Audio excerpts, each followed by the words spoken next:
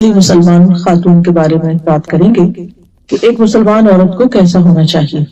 قرآن مجید میں اللہ سبحانہ وتعالی مسلمان عورت، مومن عورت، فرما بردار عورت اور دیگر صفات پر مشتمل خاتون کی صفات مردوں کے ساتھ ساتھ کچھ یوں بیان کرتے ہیں۔ سورۃ الاحزاب کی آیت نمبر 35 میں اللہ تعالیٰ فرماتے ہیں، یقیناً مسلمان مرد اور مسلمان عورتیں، مومن مرد اور مومن عورتیں، فرما بردار مرد اور فرما بردار عورتیں، سچ بولنے والے مرد، سچ بولنے والی عورتیں، صبر کرنے والے مرد اور صبر کرنے والی عورتیں، خشوع کرنے والے مرد اور خشوع کرنے والی عورتیں، صدقہ دینے والے مرد اور صدقہ دینے والی عورتیں، روزہ رکھنے والے مرد اور روزہ رکھنے والی عورتیں، اور اپنی شرمگاہوں کی حفاظت کرنے والے مرد اور شرمگاہوں کی حفاظت کرنے والی عورتیں، اور اللہ کو بہت زیادہ یاد کرنے والے مرد اور بہت زیادہ یاد کرنے والی عورتیں۔ ان سب کے لیے اللہ نے بخشش اور بہت بڑا اجر تیار کر رکھا ہے۔ سورۃ الاحزاب کی اس آیت سے پتہ چلتا ہے کہ اللہ سبحانہ وتعالی مسلمان عورتوں سے کچھ چیزوں کا تقاضا کرتے ہیں۔ کچھ خوبیاں ایسی ہیں کہ جو اگر ان میں پائی جائیں تو وہ پسندیدہ خواتین ہو سکتی۔ حقیقت یہ ہے کہ یہ دنیا اللہ نے بنائی ہے، ہمیں بھی اللہ نے بنایا ہے اور ہم نے واپس بھی اسی کے پاس جانا ہے۔ ہم سب کو یہ سوچنا چاہیے کہ جب ہم واپس اس کے پاس پہنچیں گے، اس کے سامنے کھڑے ہوں گے، تو اس وقت وہ ہماری کس بات سے خوش ہوگا؟ کیا ہم اس دن کے لیے اپنے آپ کو تیار کر رہے ہیں؟ اپنے اندر وہ مطلوبہ صفات پیدا کر رہے ہیں، وہ اخلاق پیدا کر رہے ہیں کہ جو اس کو پسند ہے، جو اس کو چاہیے اور جس کے بارے میں وہ سوال کرے گا، اور جو اس سے ملاقات کے وقت اس کو راضی اور خوش کر دے گا۔ ہم سب کو گاہے بگاہے اپنے آپ سے یہ پوچھنا چاہیے، چونکہ ہم اس دنیا میں رہتے ہیں، ہمارے چاروں طرف ہمیں دنیا ہی نظر آتی ہے، لہٰذا ہم وہ بننے کی کوشش کرتے ہیں جو دنیا کے لوگوں کو پسند ہے، جس کی دنیا کی مارکیٹ میں ویلیو ہے، اور ہم یہ بھول جاتے ہیں کہ یہ دنیا ان کی نہیں، یہ بھی ہماری طرح عارضی طور پر اس دنیا میں رہ رہے۔ تو بجائے اس کے کہ ہم لوگوں کے سیٹ کیے ہوئے کرائیٹیریا کے مطابق اپنے آپ کو ڈھالیں اور لوگوں کی پسند کے مطابق ہم اس دنیا میں رہیں، ہم کیوں نہ اس رب کی مرضی اور اس کے بتائے ہوئے طریقے کے مطابق اس دنیا میں رہیں کہ جو ہی ہمارا یہ سفر اپنے اختتام کو پہنچے، اور ایک دن تو پہنچنا ہی، اختتام ہو جائے گا ایک دن، وہ دن لازماً آ کر رہے گا، تو اس دن کے لیے مجھے تیاری کرنی ہے کہ اس دن مجھے خوش کرنے والی، میرے لیے سکون اور آرام کا باعث کون سی چیز ہوگی۔ اس دن میرے ساتھ جو سلوک کیا جائے گا وہ کس بنیاد پر ہوگا۔ اس دن کے لیے لازم ہے کہ ہم اپنے آج کے دن کو، آج کی زندگی کو ایسا بنائیں کہ جو کل فائدہ دے۔ خوش نصیب ہے وہ لوگ کہ جن کے لیے اللہ سبحانہ وتعالیٰ فرماتا ہے، رضی اللہ عنہم ورضوا عنہ، اللہ ان سے راضی ہو گیا اور وہ اللہ سے راضی ہو گئے۔ اور جب ان کے پاس موت آتی ہے تو فرشتہ آ کر کیا کہتا ہے؟ یا ایتھا النفس المطمئنۃ ارجعی الی ربک راضیۃ مرضیہ فادخلی فی عبادی وادخلی جنتی، کہ اے نفس مطمئنہ، واپس چلو اپنے رب کی طرف، اس حال میں کہ تم رب سے راضی اور رب تم سے راضی، آؤ میرے بندوں میں داخل ہو جاؤ، میرے بندوں میں شامل ہو جاؤ، یعنی خاص بندے جو ہیں اس کے، آؤ میری جنت میں داخل ہو جاؤ۔ یہ ہے اصل کامیابی کہ جس انسان کو موت کے وقت یہ پکار آئے، یہ آواز آئے کہ اے رب سے مطمئنہ، رب تم سے راضی ہے، جیسے تم اپنے رب سے راضی ہو، رب بھی تم سے راضی۔ آج ہم اپنے آپ سے پوچھیں کہ کیا میں اپنے رب سے راضی ہوں، اس کے احکامات پر، اس کے فیصلوں پر، اس کے دین پر، اس کے بتائے ہوئے طریقوں پر؟ کیا وہ جو کچھ مجھ سے چاہتا ہے میں اسے خوشی سے قبول کرتی؟ کیونکہ اصل کامیابی اسی میں ہے، اور اسی کا ذکر ان آیات میں کیا گیا ہے کہ وہ کون سی صفات ہیں کہ جو ایک مسلمان کے اندر ہونی چاہیے، مرد ہو یا عورت ہو۔ مردوں اور عورتوں کا ساتھ ساتھ ذکر کیا گیا، اور تمام صفات میں دونوں برابر کے شریک ہیں، کوئی ڈسکریمنیشن نہیں، کوئی فرق نہیں، جو مردوں سے چاہا گیا وہی عورتوں سے چاہا گیا۔ تو آئیے ہم دیکھتے ہیں کہ ان آیات میں ہم سے کیا کہا گیا ہے، اور پھر یہ کہ صحابیات کی زندگی کیسی تھی، جو اللہ کی پسندیدہ ترین خواتین تھیں، انہوں نے زندگی کیسے گزاری، اللہ تعالیٰ ہم سے کیا چاہتا ہے۔ تو سب سے پہلی چیز ایک مثالی مسلمان خاتون جو ہوتی ہے اس کا اپنے رب سے ایک مضبوط تعلق ہوتا ہے. فرسٹ اینڈ فور موسٹ اپنے رب کے ساتھ ون آن ون کنیکشن، اپنے رب پر ایمان لانا اور اس کے دین کو، اس کے بتائے ہوئے طریقہ زندگی کو خوشی سے قبول کرنا. تو سب سے پہلی چیز ایمان ہے. اور اس میں ہم دیکھتے ہیں کہ سب سے پہلی عورت جو نبی صلی اللہ علیہ وسلم پر ایمان لائی وہ حضرت خدیجہ رضی اللہ تعالی عنہا ہے. آپ جس حالت میں دنیا میں یعنی غار حرا سے تشریف لائے تھے، آپ ڈرے ہوئے تھے، گھبرائے ہوئے تھے، خوف زدہ تھے، لیکن حضرت خدیجہ رضی اللہ تعالی عنہا نے آپ کو دیکھتے ہی آپ پر کوئی شک نہیں کیا، وہ خوف زدہ نہیں ہوئی، بلکہ انہیں پورا یقین تھا کہ جس شخص کے اندر ایسا اخلاق ہے جس کا وہ ذکر بھی کرتی ہیں، جو دوسروں کی مدد کرنے والا ہے، جو غریبوں کے کام آنے والا ہے، اس کو اللہ تعالیٰ رسوا نہیں کرے گا. اور آپ نے جب بتایا انہوں نے کیا دیکھا کہ فرشتے کو اس طرح دیکھا اور ان کو کیا دیا گیا، اقرا بسم ربک الذی خلق، تو فوراً آپ پر ایمان لے آئے. نبی صلی اللہ علیہ وسلم نے فرمایا وہ مجھ پر اس وقت ایمان لائی جب لوگوں نے میرا انکار کیا، میری اس وقت تصدیق کی جب لوگ میری تکذیب کر رہے تھے، اپنے مال سے میری اس وقت مدد کی جبکہ لوگوں نے مجھے اس سے دور رکھا. تو یہ ہے حضرت خدیجہ ہمارے لیے ایک بہترین رول ماڈل کہ جو اللہ کے رسول صلی اللہ علیہ وسلم کو، جبکہ آپ اپنی کسی بہت بڑی قوت کی حالت میں نہیں تھے، ایک پریشانی کی حالت میں تھے، لیکن اس کے باوجود جو کچھ انہوں نے کہا اس کو مان لیا، اس پر ایمان لائی. پھر اسی طرح ہم دیکھتے ہیں کہ ان سے بھی پہلے کچھ ایسی خواتین ہیں کہ جنہوں نے اپنے ہی ایمان کی حفاظت کی، جن میں سر فہرست حضرت آسیہ کا نام ملتا ہے جو فرعون کی بیوی تھی. وَضَرَبَ اللَّهُ مَثَلًا لِّلَّذِينَ آمَنُوا امْرَأَتَ فِرْعَوْنَ اِذْ قَالَتْ رَبِّ ابْنِ لِي عِندَكَ بَيْتًا فِي الْجَنَّةِ.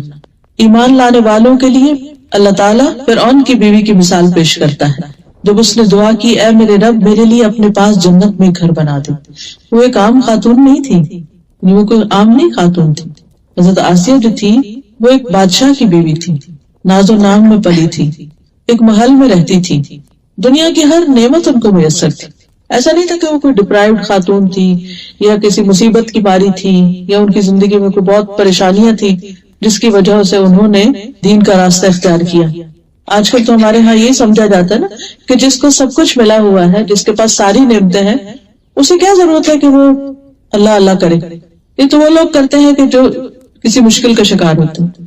لیکن حضرت آسیہ کے پاس سب کچھ تھا، اس کے باوجود جب انہیں جنت کا پتہ چلا، اللہ سبحانہ تعالیٰ کی پہچان ہوئی، تو دنیا کی چیزیں انہیں حقیر نظر آئیں کہ تو کچھ بھی نہیں. ان کے پاس وہ سب کچھ تھا جو ایک عورت خواب دیکھ سکتی، یعنی جس کا ایک عورت تصور کر سکتی. لیکن حقیقت یہ ہے کہ جس شخص کا آخرت پر ایمان ہو جاتا ہے، جو جنت کی نعمتوں کو جان لیتا ہے، تو اس کے لیے پھر دنیا بہت حقیر ہو جاتی ہے. اس کی منزل پھر دنیا نہیں رہتی، وہ دنیا میں تو بس جیتا ہے اور اپنی ضرورت پوری کرتا ہے. اس کے خوابوں کی منزل پر جنت ہو جاتی اور اس کے لیے وہ کچھ بھی قربان کر سکتا ہے. اور یہی وہ خاتون ہے کہ جنہوں نے دعا کی رب ابن لی عندک بیتا فی الجنہ، اے میرے رب میرے لیے اپنے پاس جنت میں گھر بنا دے. اور کہتے ہیں کہ جب انہیں ایمان لانے کی بنا پر تکلیفیں دی گئی، ان پر طرح طرح کا ظلم و ستم کیا گیا، ان کے ہاتھوں پہ میخیں گاڑ دی گئی، کیل لگا دیے گئے اور ان کو دھمکیاں دی گئی کہ تم اگر نہیں باز آتی تو تمہارے ساتھ بہت برا سلوک کیا جائے گا. تو حدیث میں آتا ہے کہ جب انہوں نے اللہ سے یہ دعا مانگی کہ اللہ مجھے ظالم لوگوں سے چھٹکارا دے، تو اللہ تعالیٰ نے جنت میں ان کے گھر سے پردہ ہٹا کر ان کو وہ گھر بھی دکھا دیا کہ جس کی وہ دعا مانگ رہی تھی. پھر ہم دیکھتے ہیں کہ ایمان اور اسلام کے بعد جو خاص خصوصیت ہے وہ ہے اطاعت گزاری کی. والقانتین والقانتات، کہ مومن عورت جو ہوتی ہے وہ اپنے رب کی اطاعت کرنے والی ہوتی، رب کی بات مانتی اور ہمیشہ مانتی. قنوت جو ہوتا ہے اس میں دوام ہوتا ہے، ہمیشہ ہوتی ہے، یعنی کبھی دل چاہ تو مان لیا، کبھی نہیں چاہ تو نہ مان، کسی جگہ مان لیا اور کسی جگہ چھوڑ دیا اللہ کا حکم نہیں. قانتین وہ ہوتے ہیں کہ جو ہمیشہ ہر جگہ ہر موقع پر اللہ کی بات کو پریفرنس دیتے ہیں، اللہ کی اطاعت کرتے ہیں. اور اس میں ہم دیکھتے ہیں حضرت مریم کی مثال. قرآن مجید میں اللہ تعالیٰ فرماتے ہیں وَمَرْيَمَ ابْنَتَ عِمْرَانَ الَّتِي أَحْصَنَتْ فَرْجَهَا فَنَفَخْنَا فِيهِ مِنْ رُوحِنَا وَصَدَّقَتْ بِكَلِمَاتِ رَبِّهَا وَكُتُبِهِ وَكَانَتْ مِنَ الْقَانِتِينَ. اور عمران کی بیٹی مریم کی مثال اللہ نے دی جس نے اپنی شرمگاہ کی حفاظت کی، تو ہم نے اس میں اپنی ایک روح پھونک دی، یعنی عیسیٰ علیہ السلام کے ساتھ وہ پریگننٹ ہو گئی، اور اس نے اپنے رب کی باتوں کی اور اس کی کتابوں کی تصدیق کی، ان کو سچا مانا، وَكَانَتْ مِنَ الْقَانِتِينَ، اور وہ اطاعت گزار لوگوں میں سے تھی، یعنی اللہ کی بات مانتی تھی، اللہ تعالیٰ کی اطاعت کرتی تھی۔ جو بھی ان پر امتحان آیا، جو بھی بوجھ ان پہ ڈالا گیا، جو بھی حکم ان کو دیا گیا، اس میں انہوں نے کچھ بھی انکار نہیں کیا، وہ اطاعت کرتی چلی گئی۔ پھر اسی طرح ہم دیکھتے ہیں کہ حضرت ہاجرہ ابراہیم علیہ السلام کی بیوی، کہ جن کو ابراہیم علیہ السلام نے دودھ پیتے بچے کے ساتھ مکہ کی ایک وادی میں چھوڑا، اور جب وہ چھوڑ کر جا رہے تھے تو وہ پوچھ رہی تھی کہ آپ ہمیں یہاں چھوڑ کے جا رہے ہیں، یہاں تو کوئی بھی نہیں، آپ ہمیں یہاں چھوڑ کے جا رہے ہیں۔ ابراہیم علیہ السلام پیچھے مڑ کے بھی نہیں دیکھ رہے تھے، پھر آگے چلے گئے، پھر وہ پیچھے گئی، پھر آخر انہیں خود ہی خیال آیا کہ ابراہیم علیہ السلام تو اللہ کے بڑے اطاعت گزار ہیں، کہ اللہ ہی کا حکم ہوگا تو یہ ایسا کر رہے ہیں۔ کہنے لگے کیا اللہ نے آپ کو ایسا حکم دیا؟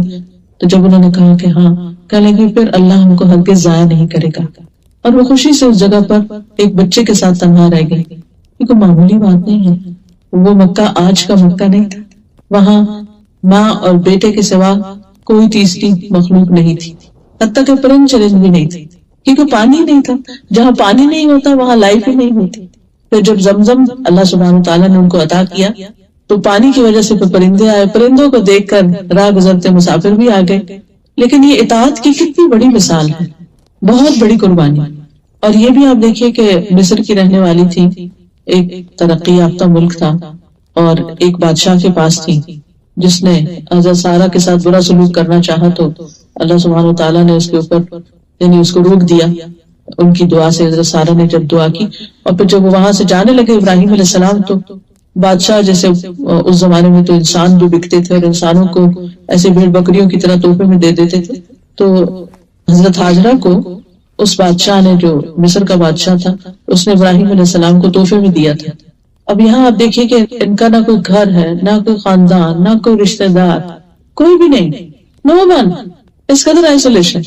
ہم دیکھیں کہ کینیڈا میں آنے کے بعد جب سب کچھ لوگوں کو مل جاتا ہے، کیوں ڈپریشن میں چلے جاتے ہیں، کیوں دکھی رہتے ہیں، کیوں پریشان ہوتے ہیں؟ بھئی سب کچھ ہے، اور کیا چاہیے؟ وہاں پاکستان میں تو سسرال بھی تنگ کرتا تھا اور رشتے دار بھی پریشان کرتے تھے، اور جاب بھی بہت اچھی نہیں تھی، گھر بھی بہت اچھا نہیں تھا۔ یہاں تو وہ سب مسئلے حل ہو گئے، اب تو کوئی مسئلہ رہنا نہیں چاہیے، لیکن سب کچھ ملنے کے باوجود دل خوش نہیں ہے۔ یہاں کچھ نہ ہونے کے باوجود اطمینان ہے، ایسا توکل، ایسا یقین کہ اللہ ہمیں ہرگز ضائع کرے گا ہی نہیں، کہ ہمارے ساتھ اچھا ہی ہوگا۔ اس کو کہتے ہیں اسلام، کہ اللہ کے فیصلوں پہ سر تسلیم خم کر دینا، راضی ہو جانا کہ میں اس پر راضی ہوں۔ پھر اسی طرح ہم دیکھتے ہیں کہ نبی صلی اللہ علیہ وسلم سے بہت سی صحابیات نے بیعت کی تھی جب وہ مسلمان ہوئی، اور ان سب نے بھی جو خاص طور پر ایمان اور اسلام اور اطاعت کے اوپر بیعت کی تھی، کہ جو جو شرائط ان کے سامنے رکھی گئی انہوں نے سب کی سب تسلیم کر لی۔ پھر اسی طرح ہم دیکھتے ہیں کہ ازواج مطہرات جو ہیں، نبی صلی اللہ علیہ وسلم کی جو ازواج ہیں، ان کو جو حکم اللہ تعالیٰ نے دیا قرآن مجید میں، وہ اس کو پورا کرنے والی تھی۔ وَقَرْنَ فِي بُيُوتِكُنَّ وَلَا تَبَرَّجْنَ تَبَرُّجَ الْجَاهِلِيَّةِ الْأُولَى وَأَقِمْنَ الصَّلَاةَ وَآتِينَ الزَّكَاةَ وَأَطِعْنَ اللَّهَ وَرَسُولَهُ إِنَّمَا يُرِيدُ اللَّهُ لِيُذْهِبَ عَنْكُمُ الرِّجْسَ أَهْلَ الْبَيْتِ وَيُطَهِّرَكُمْ تَطْهِيرًا، اور اپنے گھروں میں ٹک کر رہو، اور پہلی جاہلیت کی زینت ظاہر کرنے کی طرح زینت ظاہر نہ کرو، یعنی ازواج مطہرات کو اپنی زیب و زینت کے ساتھ گھر سے باہر نکلنے کی اجازت نہیں تھی۔ اور نماز قائم کرو اور زکوٰۃ دو اور اللہ اور اس کے رسول کا حکم مانو۔ اللہ تو یہی چاہتا ہے کہ تم سے گندگی دور کر دے، یعنی کچھ ظاہر کی اور کچھ باطن کی، کیونکہ نماز جو ہے وہ انسان کا تزکیہ کرتی ہے، زکوٰۃ جو ہے وہ مال کا تزکیہ کرتے ہیں، اور اسی طرح جب انسان ایک مسلمان خاتون اپنے آپ کو حجاب کے اندر باہر لے کے جاتی ہے تو بہت ساری بری نظروں سے اپنے آپ کو بچاتی ہے۔ تو اللہ تعالیٰ فرماتے ہیں کہ یہ احکامات اس لیے دیے جا رہے ہیں تاکہ تم سے سب گندگیاں دور کر دے اور تمہیں خوب پاک کر دے۔ وَيُطَهِّرَكُمْ تَطْهِيرًا۔ پھر اسی طرح یہ ہے کہ اطاعت میں سب سے پہلے تو عبادات میں اطاعت آتی ہے، نماز روزے کی پابندی آتی ہے۔ تو ایک مسلمان خاتون سب سے پہلے اللہ تعالیٰ کا حق ادا کرنے والی ہوتی ہے۔ عبد الرحمن بن عوف سے مروی ہے، رسول اللہ صلی اللہ علیہ وسلم نے فرمایا، جو عورت 5 وقت کی نماز پڑھتی ہو ماہ رمضان کے روزے رکھتی ہو، اپنی شرمگاہ کی حفاظت کرتی ہو، اپنے شوہر کی اطاعت کرتی ہو، اس سے کہا جائے گا جنت کے جس دروازے سے داخل ہونا چاہو داخل ہو جاؤ. یعنی جنت کے 8 دروازے ہیں، سارے کے سارے اس کے لیے کھول دیے جائیں گے کہ جدھر سے وہ چاہے داخل ہو جائے. پھر اسی طرح زکوٰۃ کی ادائیگی. مسلمان خواتین نے ہمیشہ اپنے مال کی خود زکوٰۃ دی ہے. ہمارے یہاں تو یہی سوال ختم نہیں ہوتا کہ وہ جی ہمیں شادی پر زیور پڑا تھا، وہ سسرال کا اتنا تھا، میکے کا اتنا تھا، ہم تو کماتے نہیں تو ہم زکوٰۃ کہاں سے دیں؟ نہیں، وہ جو مال ہے اسی کے اندر سے زکوٰۃ نکالنی ہے. اسما بنت یزید کہتی ہیں کہ میں اور میری خالہ حضور صلی اللہ علیہ وسلم کی خدمت میں حاضر ہوئی. ہمارے پاس سونے کے کنگن تھے. آپ نے فرمایا کیا تم دونوں اس کی زکوٰۃ دیتی ہو؟ ہم نے کہا نہیں. آپ نے فرمایا کیا تم اس بات سے نہیں ڈرتی کہ اللہ تمہیں آگ کے کنگن پہنائے؟ ان کی زکوٰۃ ادا کیا کرو.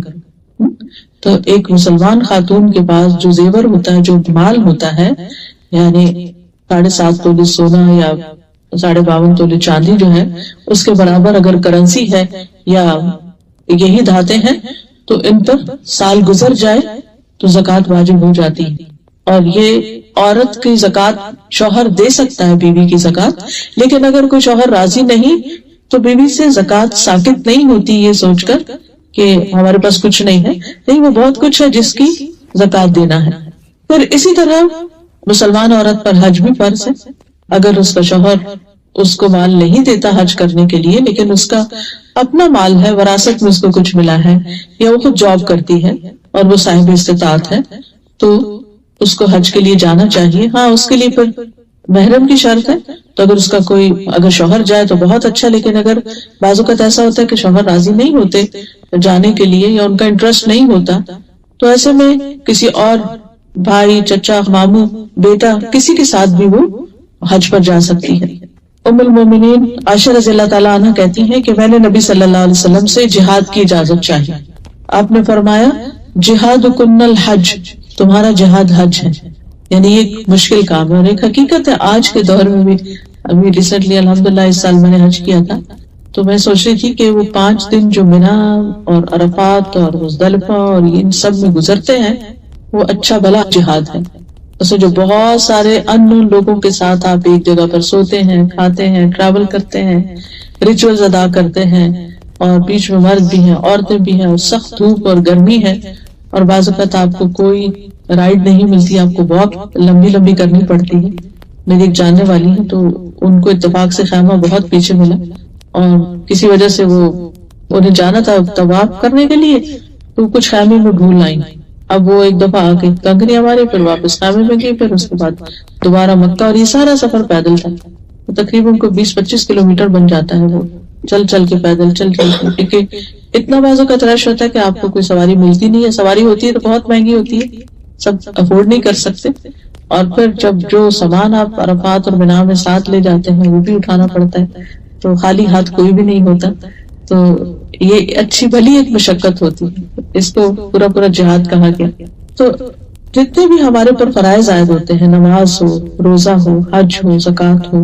اور روزے کے معاملے میں یہ کہ بہت سی خواتین ویسے تو رمضان میں روزہ رکھ لیتی ہیں، لیکن جو پیریڈز کی وجہ سے روزے چھٹتے ہیں یا بچے کی پیدائش کے بعد، ان سے غافل ہو جاتے ہیں، اور بعضوں کو کئی سالوں کے روزے جمع ہو کر وہ پھر سینکڑوں میں پہنچ جاتے ہیں. تو ان کو بھی جلد ادا کرنے کی فکر کرنی چاہیے، کیونکہ انسان کی عمر جو آگے بڑھتی جاتی ہے اس کے اندر پھر اسٹیمنا کم ہوتا جاتا ہے، اور خصوصاً اگر عادت نہ ہو روزہ رکھنے کی. پھر اسی طرح یہ ہے کہ دیگر فرائض جو ہیں ان کو ادا کرنا جو ہے وہ بھی لازم ہے. اس میں نماز، روزہ وغیرہ کے علاوہ دین کی تعلیم حاصل کرنا اور دین کی تعلیم آگے پہنچانا، کیونکہ طلب العلم فریضۃ علی کل مسلم، علم حاصل کرنا ہر مسلمان پر فرض ہے، اس میں مرد ہو یا عورت، دونوں پر فرض ہے. ازواج مطہرات کے لیے بھی لازم تھا. ان کو خاص طور پر جو حکم دیا گیا وَاذْكُرْنَ مَا يُتْلَى فِي بُيُوتِكُنَّ مِنْ آيَاتِ اللَّهِ وَالْحِكْمَةِ، کہ تمہارے گھروں میں جو اللہ کی کتاب کی آیات پڑھی جاتی ہیں اور حکمت کی باتیں، تم ان کا ذکر کرتی رہو. یعنی ذکر کرنے کے 2 معنی ہوتے ہیں، ایک ہے اپنے لیے ذکر کرنا، اس کا مذاکرہ کرنا، قرآن مجید کو حفظ کرنا، یاد کرنا، سیکھنا، پڑھنا، اور دوسرا ذکر کرنے کا مطلب ہے کہ دوسروں کے سامنے ذکر کرنا. پھر اسی طرح یہ ہے کہ عبادات میں خاص طور پر جو اس آیت میں جس کا ذکر ہے وَالذَّاكِرِينَ اللَّهَ كَثِيرًا وَالذَّاكِرَاتِ، اور کثرت سے ذکر کرنے والی عورتیں اور کثرت سے ذکر کرنے والے مرد، تو مسلمان عورت جو ہے وہ اللہ کے ذکر کے معاملے میں بہت حریص ہوتی ہے، یعنی عمومی طور پر سارے نیک اعمال کے لیے، لیکن خاص طور پر ذکر اذکار کی پابندی کرنے والا۔ یسیرہ ایک صحابیہ تھی مہاجرات میں سے، وہ کہتی ہے کہ رسول اللہ صلی اللہ علیہ وسلم نے ہم سے فرمایا کہ تم تسبیح، تحلیل اور تقدیس یعنی سبحان الملک القدوس یا سبوح قدوس ربنا و رب الملائکۃ والروح پڑھتی رہا کرو اور انگلیوں کے پوروں پر گنا کرو، اس لیے کہ قیامت کے دن ان انگلیوں سے بھی سوال کیا جائے گا، پھر غافل نہ ہونا کیونکہ اس سے تم اسباب رحمت بھول جاؤ گے، یعنی غفلت اختیار نہ کرنا، اپنی انگلیوں پر ذکر گنتی رہو، کرتی رہو۔ اچھا ویسے تو انسان کھلا بھی کر سکتا ہے، گننے کی بھی ضرورت نہیں ہے، انگلیوں کو ساتھ استعمال کرنے کی ضرورت نہیں، لیکن ہوتا یہ ہے کہ اگر جب آپ انگلیوں پہ یا کسی چیز پہ کر رہے ہوتے ہیں تو زبان اور ہاتھ دونوں کی جب کوآرڈینیشن ہوتی ہے تو آپ کرتے چلے جاتے ہیں، بھولتے نہیں، ورنہ اگر آپ ہاتھ نہیں صرف زبان سے کر رہے ہو تو تھوڑی دیر کے بعد آپ ٹریک کھو دیتے ہیں، آپ بھول جاتے ہیں کہ آپ کیا کر رہے تھے۔ اسی طرح یہ ہے کہ رزق کے معاملے میں اللہ سبحانہ تعالیٰ پر توکل یعنی ایمان کا یہ حصہ ہے کہ انسان اللہ پر بھروسہ کرے، اور خصوصاً رزق کے معاملے میں جیسے صحابیات کی زندگی میں ہم دیکھتے ہیں کہ صحابہ کرام جو تھے وہ اکثر مختلف اپنی ذمہ داریوں کے لیے، دینی ذمہ داریاں ادا کرنے کے لیے دور دراز کے سفر کیا کرتے تھے، کبھی جنگ میں شرکت کر رہے ہیں، کبھی نبی صلی اللہ علیہ وسلم کسی اور کام کے لیے ان کو روانہ کر رہے ہیں، تو ایسے میں ان سب کی جو اکانومی تھی، اوور آل مدینہ کی اکانومی بہت ڈاؤن ہو گئی تھی، تجارت کرنے والوں کو اپنی تجارت کے لیے پورا وقت نہیں ملتا تھا، اس کے علاوہ جن کے کھیت تھے یا جن کے باغات وغیرہ تھے ان کو لک آفٹر کرنے کا بعض اوقات موقع نہیں ملتا تھا، اینڈ بعض اوقات جب پھل پکے ہوئے ہوتے تھے تو حکم آ جاتا تھا جیسے جنگ تبوک کے موقع پر اللہ کے راستے میں نکلو، تو ایسے تمام مواقع پر صحابیات نے خوب ساتھ دیا، انہوں نے شکوہ نہیں کیا۔ ازواج مطہرات کے بیچ میں ایک دفعہ تھوڑی سی ایسی بات ہو گئی تھی تو اللہ سبحانہ تعالیٰ نے ان کو صاف کہہ دیا کہ اگر تم اس حال میں نبی کے ساتھ رہنا چاہتی ہو تو ٹھیک، اور اگر نہیں تو تم اپنے گھروں کو واپس چلی جاؤ۔ تو اس معاملے میں ساری ازواج نے دنیا کے مال و دولت کو چھوڑ کر نبی صلی اللہ علیہ وسلم کا ساتھ دینا پسند کیا۔ اسی طرح کچھ اور صفات جو ہیں مسلمان خاتون کی، ان میں سے ایک شرم و حیا کی حفاظت ہے۔ شرم و حیا جو ہے وہ ایمان کا حصہ ہے، اور ایک عورت کا ایمان مکمل نہیں ہوتا جب تک کہ اس کے اندر حیا نہیں ہوتا، اور حیا کا مطلب یہ ہے کہ جب عورت اپنے گھر سے نکلے تو اپنے سطر کو ڈھانپے، اللہ سبحانہ تعالیٰ نے اس کے لیے جو حدود قائم کی ہیں ان کو ملحوظ خاطر رکھے۔ پھر اسی طرح یہ بھی ہے کہ گفتگو میں کہ جب مردوں کے ساتھ بات ہو رہی ہو تو اس میں انسان ایک تمیز اور ایک ادب کے دائرے میں رہ کر بات کرے، ان سے اس طرح بات نہ کرے کہ جس طرح اپنی گرل فرینڈز کے ساتھ ہم بات کرتے ہیں یا خواتین کی مجلس میں ہوتے ہیں۔ اسی طرح بازار میں ہیں اگر ہم تو اس میں بھی باوقار انداز اختیار کرنا چاہیے، اپنی نظروں کی حفاظت کرنی چاہیے۔ قرآن مجید میں اللہ تعالیٰ فرماتے ہیں وَقُلْ لِلْمُؤْمِنَاتِ يَغْضُضْنَ مِنْ أَبْصَارِهِنَّ کہ مومن عورتوں سے کہہ دیجیے کہ اپنی نگاہیں نیچی رکھیں۔ لیکن نیچے رکھنے کا مطلب یہ ہے کہ خواہ بخواہ میں ادھر ادھر نہ دیکھا جائے بلکہ اپنے کام پر فوکس کیا جائے، اور خصوصاً مردوں کو ضرورت کے وقت انسان کسی کو دیکھ لیتا ہے لیکن ایسی نگاہ سے نہ دیکھے کہ جس میں شیطان کا بیچ میں دخل ہو۔ پھر اسی طرح خاص طور پر اس آیت کے اندر جو مسلمان عورت کی صفت بتائی گئی ہے وہ ہے اپنی شرمگاہوں کی حفاظت کرنے والی خواتین، یعنی اللہ تعالیٰ نے زنا کو مرد کے لیے اور عورت دونوں کے لیے حرام قرار دیا ہے۔ اپنے سطر کی حفاظت کرنا، ایسا لباس پہننا کہ جس میں مردوں کو اٹریکشن نہ ہو اور کوئی مرد اس کو اپروچ نہ کرے اپنی کسی بری نیت کے ساتھ۔ پھر اسی طرح ایسا لباس نہ پہنا جائے جو بہت ٹائٹ ہو یا سی تھرو ہو کہ جس میں عورت کا جسم نظر آ رہا ہو۔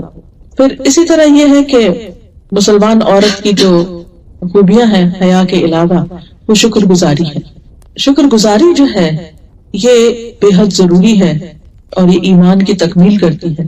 اگر ہم قرآن مجید کا آغاز دیکھیں تو اس میں الحمدللہ رب العالمین سے بات شروع ہوتی ہے، یہ سب تعریف سب شکر اللہ کے لیے جو رب العالمین ہے۔ اور شکر گزاری جب انسان کے اندر ہوتی ہے، قناعت ہوتی ہے، تو انسان کو اطمینان نصیب ہوتا ہے۔ وہ جو بات کی تھی نا میں نے کہ جب فرشتے آ کے کہیں گے یا ایھا النفس المطمئنہ، تو وہ نفس مطمئنہ شکر گزاری کے ساتھ ہی حاصل ہوتا ہے، اور اس میں شکر گزاری کیا ہے کہ انسان شکوے شکایات نہ کرے. عام طور پر چھوٹی چھوٹی باتوں سے ہم ہرٹ ہو جاتے ہیں بعض اوقات، اور اس میں کوئی بھی ہم سے حال پوچھ لے تو ہم سارا قصہ بتانا شروع کر دیتے ہیں، اور پھر اس وجہ سے مختلف طرح کی غیبت کا بھی انسان شکار ہو جاتا ہے، اور زبان کی بے احتیاطی بھی ہو جاتی ہے.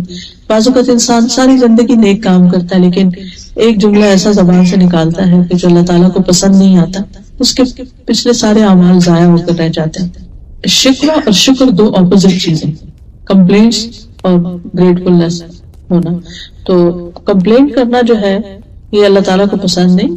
کسی سے بھی اگر آپ کو کوئی ناراضگی ہے یا شکایت ہے تو اس کو بلیم کرنے کے بجائے تم ایسا نہیں کرتے تم ایسا کرتے ہو، بہتر یہ ہے کہ دوسرے کو یہ بتایا جائے کہ اس کو کیا کرنا چاہیے، یعنی سجیسٹو انداز اختیار کریں.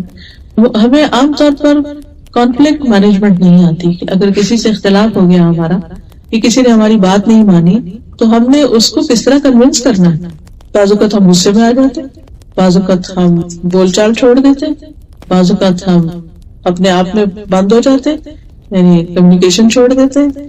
اس کا نتیجہ کیا ہوتا ہے کہ مسئلہ حل نہیں ہوتا، مسئلہ بڑھنا شروع ہو جاتا ہے اور انسان کی زندگی مشکل میں آ جاتی ہے. کبھی کچھ لوگ رونا شروع کر دیتے ہیں، کچھ لوگ شاؤٹنگ شروع کر دیتے ہیں. تو ان میں سے کوئی بھی پرابلم جب ہوتا ہے شاؤٹنگ سے حل نہیں ہو سکتا. وقتی طور پہ ہو سکتا ہے کوئی دوسرا شخص دب جائے، خاموش ہو جائے. اسی طرح اگر آپ بول چال بند کریں گے تو مسئلہ تو حل نہیں ہوگا. اسی طرح جتنے بھی ایسے طریقے، تو ہمیں یہ سیکھنا چاہیے کہ بجائے شکوے شکایتیں کرنے کے اور ناراض ہونے کے اور ادھر ادھر کے کام کرنے کے، وہ طریقہ اختیار کیا جائے کہ جس میں ہم دوسرے کو خیر خواہی سے ایک بات بتا دیں، چاہے وہ ہمارا شوہر ہو چاہے ہمارے بچے ہوں. اپنی ایکسپیکٹیشنز واضح کریں گے، آپ ان سے کیا چاہتے ہیں، ان کی کون سی بات آپ کو بادر کرتی. اگر آپ سامنے بات کر سکیں تو سامنے کر لیں، نہیں کر سکتے تو لکھ کر لیں، میسج کر دیں، کچھ بھی کریں، لیکن دوسرے کو بتائیں. لیکن اس کے ساتھ ساتھ آپ درگزر بھی، معاف کرنا بھی، کیونکہ جب تک انسان دوسروں کو معاف نہیں کرتا، اگر ہر چھوٹی بڑی بات دوسروں کی پکڑ نہیں جائے تو اسے گزارا نہیں ہو سکتا، زندگی نہیں گزرتی. ایسا نہیں ہو سکتا کہ ہمارے اندر کوئی ایسی بات نہیں کہ جو دوسروں کو تکلیف نہ دیتی ہو. ہمارے اندر بھی بہت سی ایسی چیزیں ہوتی ہیں کہ جس سے دوسرے اگری نہیں کرتے. کوئی بھی چیز ہماری دوسروں کو اچھی نہیں لگ سکتی. بعض اوقات غلط فہمی کی بنا پر دوسرے ہرٹ ہو جاتے ہیں، بعض اوقات ہماری مخصوص عادتیں ہوتی ہیں جو دوسروں کی عادتوں سے مختلف ہوتی ہیں، جن کو وہ ٹالریٹ نہیں کر سکتے. تو ایسی تمام چیزوں میں انسان کو درگزر کرتے چلے جانا چاہیے تاکہ آگے کا سفر چلتا رہے. پھر اسی طرح مسلمان خاتون کے اندر قناعت کی صفت بھی ہونی چاہیے کہ اللہ نے جو کچھ اس کو دیا ہے اس کو اچھے سے استعمال کرے اور اس پر راضی بھی ہو. کوئی مشکل وقت آئے، کوئی تکلیف آئے، کیونکہ زندگی میں کچھ نہ کچھ تو ہوتا ہی رہتا ہے، اللہ تعالیٰ نے خود بتا دیا. پھر اسی طرح صبر کرنا. صبر کیا ہے کہ وَلَنَبْلُوَنَّكُمْ بِشَيْءٍ مِّنَ الْخَوْفِ، کبھی خوف ہوتا ہے، وَالْجُوعِ، کبھی بھوک ہوتی ہے، وَنَقْصٍ مِّنَ الْأَمْوَالِ، کبھی مال کم ہو جاتے ہیں، جاب چلی جاتی ہے، بزنس ڈاؤن ہو جاتا ہے، وَالْأَنفُسِ، کبھی لوگ چلے جاتے ہیں، فوت ہو جاتا ہے کوئی، وَالثَّمَرَاتِ، کبھی آپ کا جو کام کا آؤٹ پٹ ہوتا ہے یا آؤٹ کم ہوتا ہے وہ نہیں آپ کو نظر آتا. آپ ایفرٹ لگا رہے ہوتے ہیں لیکن اس کے کچھ ثمرات آپ کو نہیں ملتے. اور بعض اوقات لٹرل معنوں میں جو لوگ کاشتکاری کرتے ہیں وہ فصل اگاتے ہیں، ساری کی ساری ختم ہو جاتی، ضائع ہو جاتی، کچھ بھی نہیں آپ کو ملتا. تو ایسی تمام چیزوں میں انسان کو صبر کی ضرورت ہوتی ہے. اللہ تعالیٰ سے ناراض ہونے کی بجائے ایسے مواقع پر اپنے آپ کو اچھے طریقے سے کیری کرنا، اللہ کی رضا پہ راضی رہنا، اور اس تکلیف میں بھی خیر کے پہلو کو سامنے رکھنا، یہ بہت ضروری ہوتا ہے. پھر اسی طرح بیماری کی شکل میں بعض اوقات انسان کے اوپر مشکل آ جاتی ہے تو اس میں انسان صبر کرے. ایک خاتون تھی مدینہ میں، تو ان کو مرگی کا دورہ پڑ جاتا. وہ نبی صلی اللہ علیہ وسلم کے پاس سے کہنے لگی اللہ کے رسول صلی اللہ علیہ وسلم آپ دعا کر دیں کیونکہ جب مجھے یہ فٹ پڑتا ہے تو میرا جسم کا سطر بھی کھل جاتا ہے، بے ہوش ہو کے گر جاتی ہوں، مجھے پتہ نہیں چلتا. آپ نے فرمایا اگر تم چاہو تو میں تمہارے لیے دعا کرتا ہوں، لیکن اگر تم صبر کرو اس بیماری پر تو تمہارے لیے جنت ہے. کہنے لگی کہ میں صبر کروں گی، آپ بس یہ دعا کر دیں کہ جب میں اس تکلیف میں ہوں تو میرا سطر نہ کھلے. کتنی فکر تھی اس کو، تو آپ نے اس کے لیے دعا کی، اس کے بعد اس کا سطر نہیں کھلا. تو اس بارے میں عطا بن ابی رواح جو ایک تابعی ہیں وہ کہتے ہیں کہ ابن عباس نے مجھ سے کہا کہ میں تمہیں ایک جنتی عورت دکھاؤں. میں نے عرض کیا کیوں نہیں؟ فرمایا یہ سیاہ فام عورت جو ہے یہ نبی صلی اللہ علیہ وسلم کی خدمت میں حاضر ہوئی تھی تو آپ نے اس کو جنت کی بشارت دی تھی. بعض تکلیفیں انسان کو لگ جاتی ہیں, بعض بیماریاں ایسی ہوتی ہیں کہ علاج کے باوجود, دعا کے باوجود, سارے کام کر لینے کے باوجود وہ تکلیف دور نہیں ہوتی. ایسے میں انسان پھر بھی صبر کرے اور اللہ کی رضا پر راضی رہے, کیونکہ مومن کو تو ایک کانٹا بھی چبھتا ہے تو اس کے لیے اجر ہی اجر ہوتا ہے. تو کوئی بھی چھوٹی تکلیف ہو یا بڑی تکلیف, اس پر صبر اجر کی نیت سے کرتے رہے. اسی طرح مومن خاتون جو ہے وہ زکوٰۃ کے علاوہ صدقات بھی شکر گزاری کے طور پر اور تکلیفوں کو دور کرنے کے لیے اللہ کی راہ میں دیتے رہتے ہیں. حضرت عائشہ کہتی ہے کہ رسول اللہ صلی اللہ علیہ وسلم نے فرمایا تم میں سے سب سے پہلے مجھ سے وہ ملے گی جس کے ہاتھ سب سے لمبے. تو ازواج مطہرات ایک دوسرے سے اپنے ہاتھ ملا کے دیکھتی تھی کس کے ہاتھ لمبے ہیں. سب سے زیادہ لمبے ہاتھ جو تھے وہ زینب کے تھے, کیونکہ سب سے پہلے وہ فوت ہوئی, کیونکہ اپنے ہاتھ سے محنت کرتی, کماتی اور صدقہ خیرات دیتی. تو اس سے یہ پتہ چلتا ہے کہ عورت کے لیے کام کر کے کمانا اسلام میں منع نہیں ہے. یہ نبی صلی اللہ علیہ وسلم کی وائف ہے اور وہ خود کام کرتی ہے, کوئی ہنر مند تھی, کچھ دستکاری, اب یہ ایگزیکٹلی نہیں پتہ چلتا کہ ان کا کام کیا تھا, بہرحال کچھ بناتی تھی اور بیچتی تھی جس سے ان کو کچھ آمدنی حاصل ہوتی اور اس آمدنی سے پھر وہ اپنے ہاتھ سے صدقہ کیا کرتی تھی. پھر اسی طرح ہم دیکھتے ہیں کہ عبداللہ بن زبیر کہتے ہیں کہ میری خالہ عائشہ اور میری امی اسما جو تھی وہ دونوں بہت زیادہ صدقہ کرنے والی خواتین تھی. میں نے ان سے زیادہ سخی عورتیں نہیں دیکھی, لیکن دونوں کا انداز مختلف تھا. حضرت عائشہ تو جمع کرتی رہتی تھی اور جب کچھ جمع ہوتا تو اکٹھا صدقہ کرتی تھی, لیکن میری والدہ کبھی کچھ جمع نہیں کرتی تھی, بس جو آتا تھا ساتھ کے ساتھ دیے چلے جاتے تھے. بعض اوقات ہم یہ سوچتے ہیں کہ ہاں ہمارے ہسبینڈ ہر مہینے انہوں نے وظیفے مقرر کر رکھے ہیں, یہاں بھی خرچ کرتے ہیں وہاں بھی کرتے ہیں. وہ بے شک کریں, لیکن آپ خود بھی کریں. آپ کی آمدنی میں سے آپ اگر کام کرتے ہیں, جاب کرتے ہیں تو بھی ٹھیک ہے, اگر نہیں کرتے تو جو آپ کو جیب خرچ ملتا ہے ہسبینڈ کی طرف سے وہ بھی آپ کا اپنا ذاتی مال ہو جاتا ہے, اس میں سے آپ کر سکتے ہیں. پیرنٹس کی طرف سے اگر کچھ ملتا ہے یا کوئی بھی آپ نے کہیں پر کچھ اپنا شیئر ڈال رکھا ہے, اس کی کوئی آمدنی ہے, جو کچھ بھی آپ کا ہے, آپ کی ذاتی ملکیت, چاہے کیش ہے, کائنڈ ہے, کچھ بھی, اس میں سے آپ خرچ کر سکتے ہیں. اور پھر یہ ہے کہ اس معاملے میں اپنے شوہر سے بھی تعاون کرنا چاہیے. بعض اوقات وہ کچھ کہیں ڈونیشن دینا چاہتے ہیں یا کوئی والنٹیئر کرنا چاہتے ہیں تو ہم اس میں تعاون نہیں کرتے یا ہمیں اعتراض ہو سکتا ہے. تو ایسے میں اگر آپ سفارش کر دیں یا آپ ان کو انکریج کریں تو جو کچھ وہ کریں گے اس کا بھی اجر آپ کو ملے گا. اور اس میں ہم دیکھتے ہیں کہ ایک انصاری خاتون تھی, ان کے شوہر نبی صلی اللہ علیہ وسلم کے گیسٹ کو لے کر آ گئے اور بچے رو رہے تھے بھوک سے, لیکن کھانا بس اتنا تھا کہ بچوں کو یا کھلاتے یا پھر مہمان کو کھلاتے. انہوں نے بچوں کو اسی طرح سلا دیا اور خود بھی بھوکے تھے اور بہانے سے چراغ بجھا کے سارا کھانا مہمان کو کھلا دیا.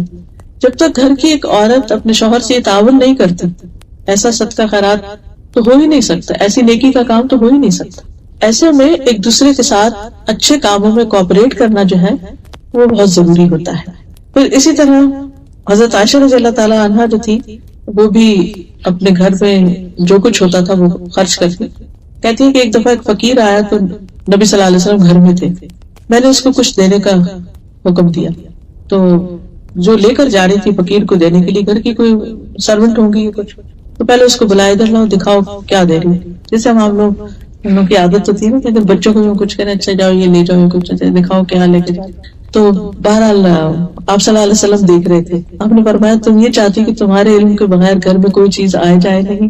یعنی یہ عورتوں کی ایک خاص وہ ہوتی ہے نا کہ اچھا کچن میں اگر گروسری بھی لا کے رکھے نا, اگر اس کو میرے اندر تو ویکنس ہے, جب گروسری بھی لا کے رکھے تو میں کہتی ہے کہ اس کو اب کوئی ہاتھ نہ لگائے, میں خود رکھوں گی.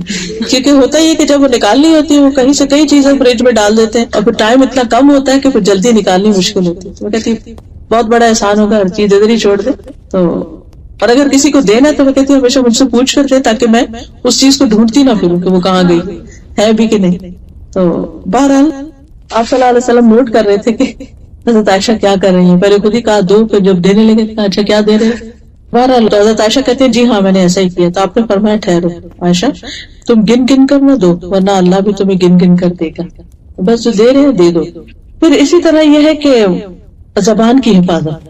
ایک مسلمان مثالی خاتون جو ہوتی ہے وہ اپنی زبان کی بہت کیئر کرتی ہے, کیونکہ زبان سے انسان سب کیے کرائے کو ضائع کر دیتا ہے. بعض اوقات ہم سارا دن گھر کا کام کر رہے ہوتے ہیں, کھانا بھی پکا رہی ہے، صفائی بھی کر رہی، کلیننگ، لانڈری، سب کچھ کر رہی ہے۔ بچے اسکول سے واپس آتے ہیں، ہم چھوٹی چھوٹی بات پر سارے دن کی تھکاوٹ کو غصہ ان کو نکالنا شروع کر دیتے، تو وہ ایک اپنے کمرے میں چلا گیا، ایک اوپر چلا گیا، ایک نیچے چلا گیا، کھانا نہیں کھایا، اور اپنا ہی دل برا ہوتا ہے کہ اچھا تھوڑا صبر ہی کر لیتے۔ تو یہ ہے کہ خصوصاً جب کوئی گھر آ رہا ہو، چاہے کتنی بھی بڑی غلطی کر کے آ رہا ہو، لیکن اس وقت ویلکم کر لیں اس کو، اور پھر آرام سے بٹھا کے اس کو سمجھائیں جب سمجھانے کا وقت ہو۔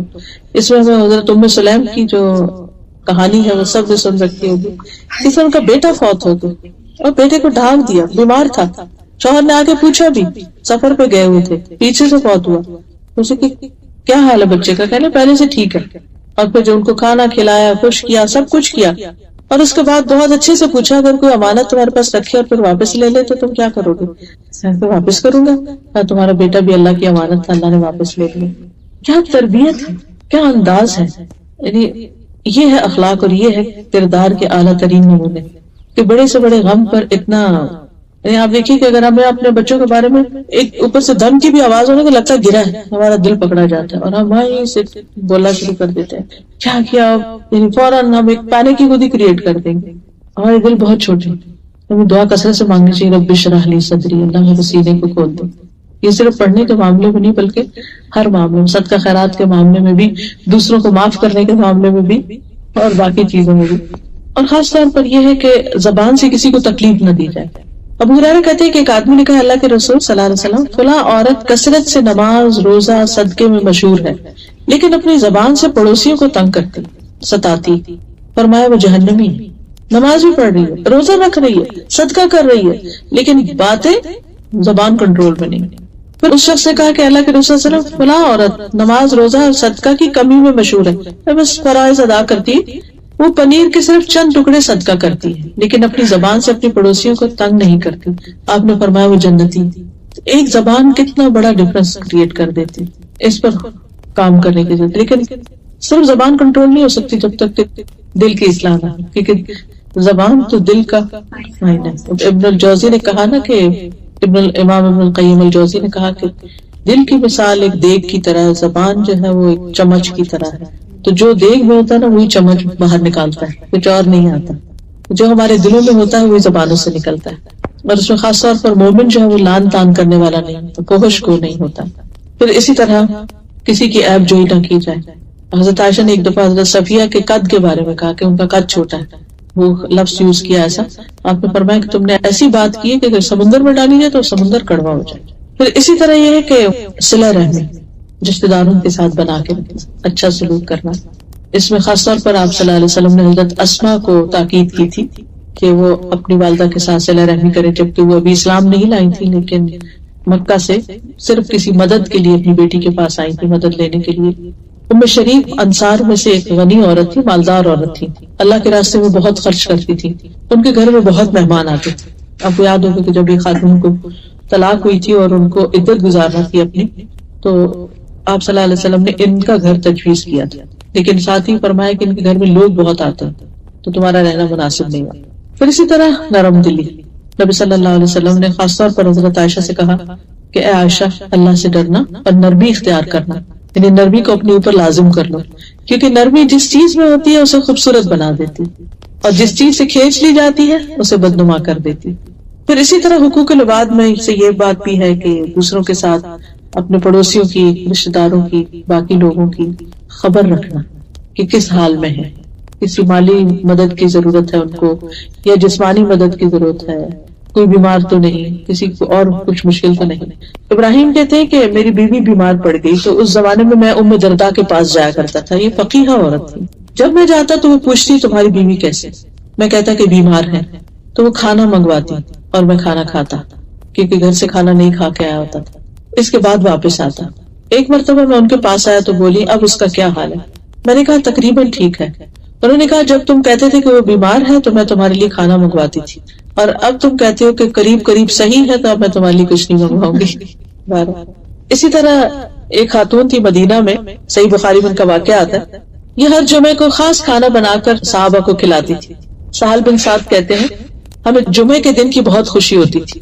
ایک بزرگ خاتون تھی، وہ چقندر کی جڑیں لے کر اپنی ہانڈی میں پکاتی تھی اور اوپر سے کچھ جو کے دانے اس میں ڈال دیتی، چقندر اور جو ملا کے پکاتے. تو ہم جمعہ کی نماز پڑھ کر ان کی ملاقات کو جاتے، وہ ہمارے سامنے یہ کھانا رکھا کرتی. جمعہ کے دن ہمیں بڑی خوشی اسی وجہ سے رہتی کہ ہم جمعہ کے بعد، کیونکہ جمعہ پڑھ کر ہی ہم صبح کا کھانا کھایا کرتے تھے، اس سے پہلے کچھ نہیں کھاتے تھے. اور کہتے ہیں کہ اللہ کی قسم، نہ اس میں چربی ہوتی تھی نہ گھی ہوتا تھا، بس وہ ویجیٹیبل اور جو پکے ہوئے ہوتے تھے. آپ خود سوچیے کہ کیا ذائقہ ہوتا ہوگا، لیکن پھر اس کے باوجود صحابہ بہت خوش ہوتے تھے. پھر اسی طرح یہ ہے کہ اپنے گھر والوں کا خیال اور اپنے خاندان سے تعلق، اور گھر والوں میں خاص طور پر سب سے پہلا حق جو ہے وہ شادی کے بعد شوہر کا حق ہوتا ہے، اس کا خیال رکھنا اور اس کے حقوق کو ادا کرنا اور اس کے ساتھ وفادار رہنا. نبی صلی اللہ علیہ وسلم نے فرمایا، عورت اس وقت تک ایمان کی حلاوت نہیں پا سکتی، یعنی ایمان کی مٹھاس، سویٹنس نہیں پا سکتی جب تک وہ شوہر کا حق ادا نہیں کرتی.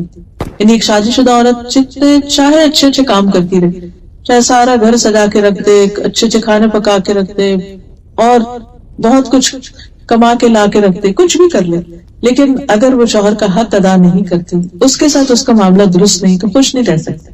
یعنی خوشی کا انحصار بہت اچھے کپڑوں یا بہت اچھے گھر یا بہت اچھے کھانوں میں نہیں ہے. خوشی انسانوں سے ملتی ہے، اور انسانوں سے خوشی اس وقت ملتی ہے جب ہم انہیں خوش رکھنے کی کوشش کرتے ہیں. اور خوش رکھنے کے لیے خاص طور پر ان کی بات ماننا. والصالحات قانتات، صالحات نیک عورتوں کی صفت قرآن مجید میں بتائے گی کہ وہ فرمانبردار ہوتی ہیں، شوہر کی نافرمانی نہیں کرتی. پھر اسی طرح اگر شوہر ناراض ہو جائے تو اس کو منانا بھی، اس پر بھی اجر ہے عورت کے لیے. اس کا مطلب نہیں کہ صرف عورت ہی منائے، لیکن چونکہ ہم عورتوں کی ذمہ داریوں کی بات کر رہے ہیں تو اس لیے اس بات کا ذکر کرنا مناسب ہے. پھر اسی طرح خصوصاً شوہر کی شکر گزاری کہ جو وہ محنت کرتا ہے، کما کر لاتا ہے یا جو بھی کام کاج کرتا ہے. نبی صلی اللہ علیہ وسلم نے فرمایا، اللہ تعالیٰ اس عورت کی طرف نظر رحمت سے نہیں دیکھتا جو اپنے خاوند کا شکریہ ادا نہیں کرتی، حالانکہ وہ اس سے بے نیاز نہیں ہو سکتی، یعنی اس کے بغیر رہ بھی نہیں سکتی، لیکن اس کی چھوٹی چھوٹی باتوں پر ناراض ہو کر اس کا احسان نہیں مانتی. تو اس کا احسان ماننا جو ہے وہ بہت ضروری ہے. اور ناشکری کیا ہے؟ حضرت اسماء کہتی ہیں کہ ایک مرتبہ نبی صلی اللہ علیہ وسلم میرے پاس سے گزرے تو میں اپنی دوستوں کے ساتھ تھی.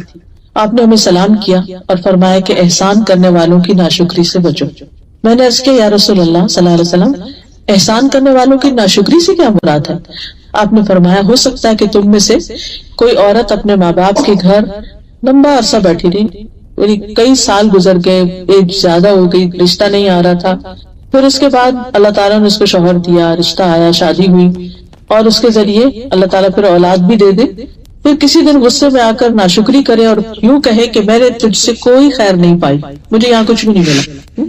تو یہ کہنا جو ہے یہ ناشکری کے الفاظ ہیں. پھر اسی طرح شوہر کے مال کی حفاظت، حتیٰ کہ صدقہ خیرات کی بھی اگر بڑی اماؤنٹ نکالنی ہو تو اس کی اجازت ضروری، اللہ یہ کہ وہ آپ کے اپنے پیسے ہیں. پھر اگر شوہر کچھ نہ کرتا ہو یا بیمار ہو یا کسی وجہ سے اس کی آمدنی کم ہو تو عورت اگر خود کما کر بچوں پر خرچ کر رہی ہے یا شوہر کو بھی ایون سپورٹ کر رہی ہے تو یہ بھی اس کے حق میں صدقہ لکھا جاتا ہے. پھر اسی طرح مشکل حالات میں شوہر کا ساتھ دینا. حضرت اسماء بنت زبیر جو تھی وہ اپنے ہسبینڈ کے ساتھ ان کے باغوں میں کام بھی کرتی، ان کے گھوڑے کی دیکھ بھال بھی کرتی. وہ کہتی کہ گھوڑے کی دیکھ بھال سے زیادہ کوئی مشکل کام نہ تھا میرے لیے کہ میں ان کے لیے یعنی اس کو لک آفٹر کرتی. حضرت زبیر کے اونٹ کے لیے گٹلیاں کوٹتی تھی اور اس کا چارہ بناتی تھی. اب تو کہ گٹلی کو توڑنا ہو تو کتنی مشکل لگتی. اور ان کے جانوروں کو پانی پلاتی، ان کے ڈول کو سیتی.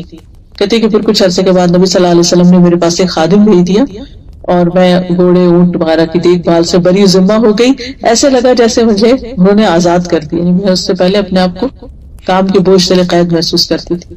پھر اسی طرح بچوں کے ساتھ مہربانی، بچوں کے ساتھ حسن سلوک، ان کی دینی تربیت، یہ مسلمان عورت کی ذمہ داریوں میں سے. یعنی بچوں کو صرف کھلانا پلانا، صرف دنیا کا ایجوکیشن دینا ہی ہمارا فرض نہیں. ایک مسلمان عورت کی ذمہ داری بچوں کو اسلام سے روشناس کرنا بھی ہے، ان کی دینی تعلیم کا بندوبست یا تو انسان خود سکھائے اور یا پھر اس کے لیے انتظام کرے.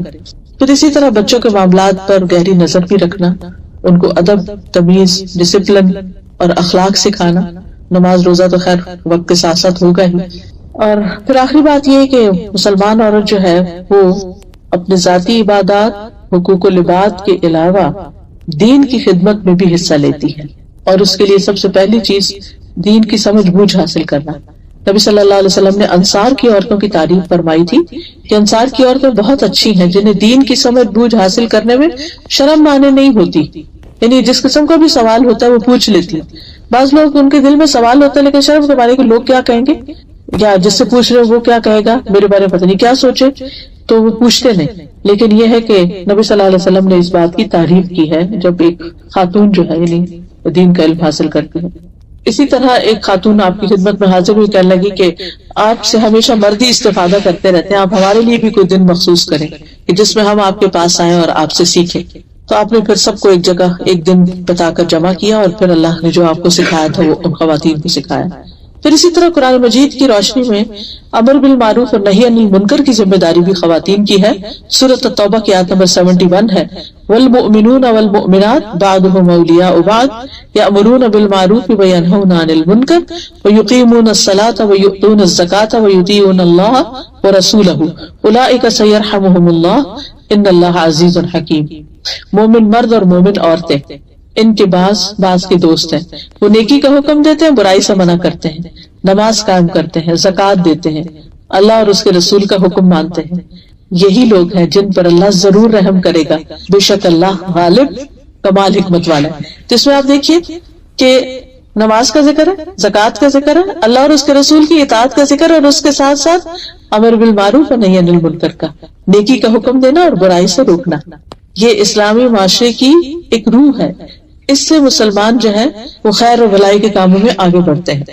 پھر اسی طرح یہ ہے کہ صحابیات نے صرف تعلیم حاصل کرنے اور سکھانے کا ہی کام نہیں کیا، بلکہ وہ حضرت عمر جو تھے وہ شفا بنت عبداللہ سے مشورے بھی لیا کرتے تھے. وہ ان کی مشورہ کمیٹی کی رکن تھی، جیسے آج کل ہوتا ہے نا کہ پارلیمنٹ کی رکن ہو یا کسی شورا کی رکن ہو. تو حضرت شفا جو تھی، شفا بنت عبداللہ، جنہوں نے حضرت حفصہ کو لکھنا سکھایا تھا اور دم بھی ایک سکھایا تھا، تو وہ یعنی حضرت عمر مشورہ لینے میں انہیں مقدم رکھتے تھے اور ان کو بہت اطمینان کا اظہار کرتے تھے اور ان کو ترجیح دیا کرتے تھے، اور کبھی کبھی بازار کی بھی کوئی ذمہ داری ان کے سپرد کر دیتے تھے. یہ تہذیب التہذیب کی روایت ہے. پھر اسی طرح صحابہ کو جب کوئی اپنے معاملات میں مشکل پیش آتی، کوئی مسئلہ ان کو سمجھ نہیں آتا تھا، تو وہ حضرت عائشہ کے پاس آتے. اور اسی طرح مکی دور میں ایک خاتون جو تھی، انہوں نے جو ہی اسلام قبول کیا تو وہ اپنے قبیلے کے لوگوں کو اسلام کے بارے میں بتاتی تھی، تو وہ لوگ ان سے سخت ناراض ہوئے، یہاں تک کہ ان کو سخت سزائیں بھی دی. پھر اسی طرح طب کے میدان میں بھی ہمیں صحابیات نظر آتی ہیں. حضرت سعد کو جب خندق کے دن بازو میں چوٹ آئی، زخم آیا ان کی رگ پر، تو ان کی حالت بہت خراب ہو گئی تھی. تو انہیں حضرت رفیدہ کے خیمے میں پہنچایا گیا تھا جو زخمیوں کا علاج کیا کرتی تھی، بلکہ ان کا خیمہ مسجد نبی کے باہر ہی لگا دیا گیا تھا کہ سب لوگ عیادت بھی کر سکیں اور وہ ان کی خیر خواہی بھی کرتے. تو بہرحال اوور آل کہنے کا مطلب یہ ہے کہ ایک مسلمان عورت کی نمبر 1 اللہ سے تعلق مضبوط ہوتا ہے، نمبر 2 بندوں کی خدمت اور بندوں کے ساتھ اخلاقی معاملہ اور رویہ بھی اچھا ہوتا ہے، ان کے حقوق کا خیال کرتے ہیں. نمبر 3 یہ ہے کہ بندوں میں سے خاص طور پر اپنے خاندان اور گھر والوں کی ذمہ دار ہوتی ہے کہ کلکم راعٍ وکلکم مسئول عن رعیتہ. اور نمبر 3 یہ کہ سوسائٹی اور کمیونٹی کے کام جو ہیں ان میں بھی مسلمان عورت ایکٹیو رول پلے کرتی ہے اور اپنی صلاحیتوں کے مطابق گھر کے علاوہ باہر بھی کام کر سکتی ہے، اس میں حرج نہیں ہے. وآخر دعوانا ان الحمدللہ رب العالمین. اب کوئی بات آپ پوچھنا چاہیں تو آپ پوچھ سکتے ہیں. عورتوں کے ماں باپ کی ڈیتھ جو کمائی ہے خاوند تو اپنے پیرنٹس کے لیے کچھ جائز ہے؟ خاوند اگر کوئی بھی چیز آپ کو دے دیتا ہے جو آپ کی ہو جاتی ہے، مثلا منتھلی آپ کو ملتی ہے یا ہر کچھ عرصے کے بعد آپ کو کچھ رقم مل جاتی ہے، تو اس میں سے پھر آپ کر سکتے ہیں. جیسے کوئی روک ٹوک تو اب ہم ہاں خرچ کرتے ہیں جی، تھوڑا بہت تو ٹھیک ہے، لیکن اگر آپ نے کوئی بڑی اماؤنٹ کرنی ہے تو پھر اس کے لیے مشورہ ضروری ہے. مطلب دے سکتے ہیں، بالکل دے سکتے ہیں. اس میں یہ ہے کہ جو آپ دیں گی اس کا ثواب آپ کو بھی ملے گا، آپ کے شوہر کو بھی ملے گا، وہ بھی حصے دار ہوتے ہیں. بتائے اور بغیر بتائے یہ بھی کلیئر کرتے جی، ہر خاتون کو یہ پتا ہوتا ہے کہ میری لمٹ کیا ہے، کس حد تک میرا شوہر راضی اور کہاں راضی نہیں ہے. تو جس حد تک وہ راضی ہو اتنا کرنے میں حرج نہیں ہے، لیکن خصوصاً جو اپنی ضرورت کی چیزیں ہیں ان میں تو ہر بات پہ پوچھنے کی ضرورت نہیں کہ اچھا میں یہ کپڑا لے لوں، اچھا میں یہ لے لوں، وہ لے لوں، انہوں نے دیا ہوا ہے لے لیں جو بھی آپ لے لیں.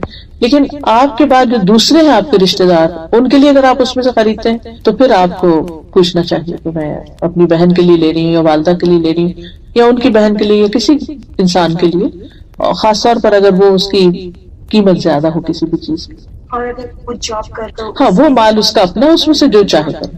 ابھی آپ نے ازواج مطہرات کا کہ وہ اپنے ہاتھ سے کام، اس کے بعد اس کا مطلب آپ نے عورتوں کا کام کرنا ناپسندیدہ نہیں ہے. جی لیکن جیسے کہ نا اب پڑھائی صرف اس مقصد سے کی جائے کہ جی آگے جاب کریں، جیسے اب بچیاں کریں تو آگے صرف اسی مقصد سے علم حاصل کیا جائے کہ جی آگے جاب کرنا ہے، یہ کیریئر، اس کے اس میں کہیں کوئی فرق لگتا ہے؟ جی اس میں جب کانفلکٹ ہوتا ہے کہ ایک طرف کیریئر اور ایک طرف آپ کا گھر اور بچے ہیں، تو آپ کی پرائرٹی گھر اور بچے ہوں گے.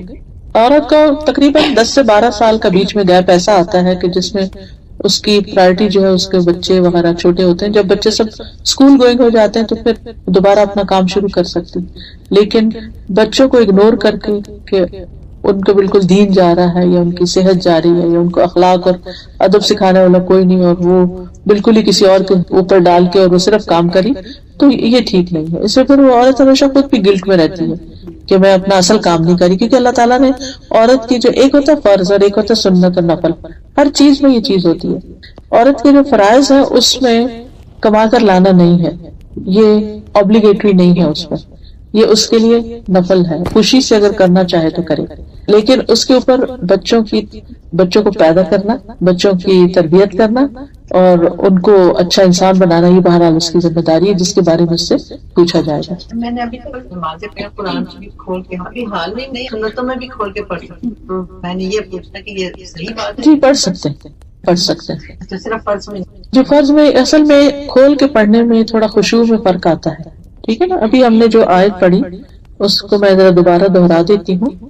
مسلم مومن فرما بردار سچ بولنے والی مرد اور عورتیں، صبر کرنے والے مرد اور عورتیں، اور خشوع کرنے والی مرد اور عورتیں. خشوع کا لفظ مطلب ہوتا ہے عاجزی، یعنی اللہ کے آگے عاجز بندے بن کے کھڑے ہوئے، یعنی انسان کی سکوت ہو، توجہ ہو اللہ کی طرف.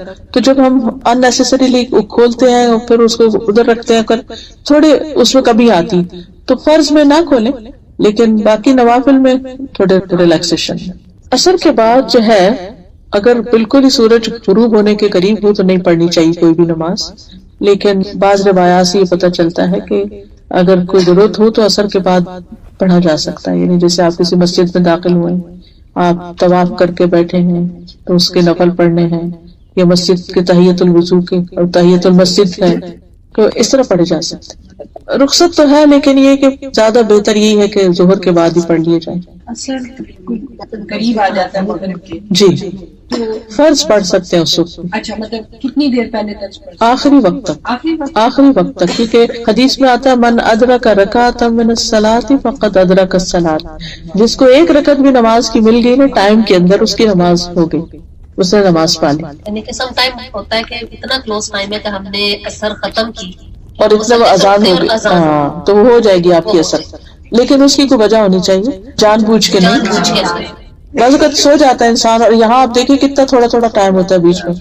ایسی صورت میں پھر تھوڑے ٹائم میں اگر نہ پڑھنے سے بہتر اس ٹائم کے اندر پڑھی. بتائیے کہ بندہ کہیں جا رہا ہے ظہر اور عصر کے درمیان میں وہ جو ملا کے پڑھی جاتی ہیں، کیا وہ ٹھیک ہے؟ ہر وقت تو نہیں ایسا ہونا چاہیے، لیکن وانس ان اے سفر میں تو اس کی اجازت کہ بھئی اگر کہیں جا رہے ہیں سفر میں 4 گھنٹے میں واپس جی نہیں ہاں، آنا، اگر تو شہر کے اندر ہی ہے تو جہاں ہے وہاں آپ پڑھ لیں. لیکن اگر شہر سے باہر جا رہے ہیں تو آپ پھر جمع کر سکتے ہیں، اس کی اجازت. اور آپ کو یہ ہو کہ قضا ہو جائے اگر شہر کئی باہر اثر کا ٹائم میں اثر پڑ اگر ٹائم داخل ہو گیا تو پھر آپ پڑھ لیجیے. ہاں اگر داخل نہیں ہو تو وہاں پہنچ کے پڑھ لیجیے. اگر سمجھے کہ سفر ہے تو اور گاڑی کھڑی نہیں کر سکتے تو پھر آپ پڑھ سکتی ہیں. لیکن اگر شہر کے اندر ہی ہے تو آپ پہلے سے دیکھ کے رکھیں، پلان اس طرح بنائیں کہ عصر کی نماز کہاں ادا ہوگی. اور سواری کے اندر نماز کا کیا حکم ہے؟ نفل تو پڑھ سکتے ہیں، فرض نہیں ادا ہوتے. جی فرض کے لیے قبلہ رخ ہونا ضروری. گاڑی کے اندر فرض نہیں بیٹھ کے پڑھے جاتے سوائے جہاز کے کہ جس سے اتر نہیں سکتے آپ. تو گاڑی روک کے بھی مطلب ان اینی کیس گاڑی روکنی پڑے گی آپ کو، قبلہ کی طرف ہونا پڑے گا. اللہ یہ کہ آپ کسی ایسے ٹریفک جام میں پھنس گئے ہیں کہ آپ کدھر بھی نہیں آپ ہل سکتے تو آپ جہاں ہیں وہیں پڑھ لیں. ایک اور کوشچن، آپ نے کہا تھا کہ اگر کوئی بیماری ہے تو صبر کریں. جی ہاں، کر لینا چاہیے. لیکن میرے ذہن میں بہت آتا ہے کہ جب دعا کرتی ہیں تو سب سے پہلے ہوتا ہے اللہ تعالیٰ صحت دے. ضرور مانگے، صحت مانگنی چاہیے. لیکن اگر کہنے کا مطلب یہ تھا کہ آپ نے دوا بھی کر لی، آپ نے دعا بھی کر لی، آپ نے دیکھا ہوگا اس کے باوجود بعض بیماریاں چاہے وہ چھوٹی سی ہو ساتھ ہی لگ جاتی ہیں، وہ مرتے دم تک لگی رہتی ہیں. تو اس میں یہ نہیں کہ ہمیں دعا نہیں مانگنی کہ میں نے نہیں مانگے، لیکن وہ ساری دعاؤں کا اجر جو ہے وہ جمع ہوتا رہے گا. اس کو نیند میں کمی ہو جاتی ہے. کہ وضو کے دوران کی جو دعا تو ہم واش روم دوران کی تو کوئی دعا ہے ہی نہیں. اچھا تو بسم اللہ الرحمن الرحیم بسم اللہ آپ دل میں پڑھ لیں جب ہاں بولے، اور باہر سے نکلتے اندر جاتے ہوئے پڑھ کے چلے جائیں. آپ فرض ہی بھی کر سکتے ہیں یا سنت؟ ہر نماز میں ہو سکتا ہے، سجدہ صاحب ہر ایک میں ہو سکتا ہے. اچھا قرآن شریف ہم لوگ پڑھ رہے ہیں اور پڑھتے پڑھتے پھر رکھ دیا تو کیا وہیں سے اسٹارٹ کرنا ہے سورہ یاسین رہ گئی یا پھر دوبارہ نئے سے؟ وقرأوا ما تيسر من القرآن، کہیں سے بھی آپ شروع کر جی سکتے جیسے ہیں. پڑھتے پڑھتے آپ جیسے ہاتھ پہ رک گئے، کوئی بند کر دیا پھر چلے گئے پھر تو جہاں سے چھوڑا تھا وہاں سے شروع کر لیں، اگر نہیں تو آپ شروع سے بھی دوبارہ ساری آخر تک پڑھ سکتے ہیں. یعنی کہیں سے بھی پڑھ سکتے ہیں ہم قرآن کا کوئی حصہ، کوئی ضروری نہیں کہ اسے ختم ہی کریں.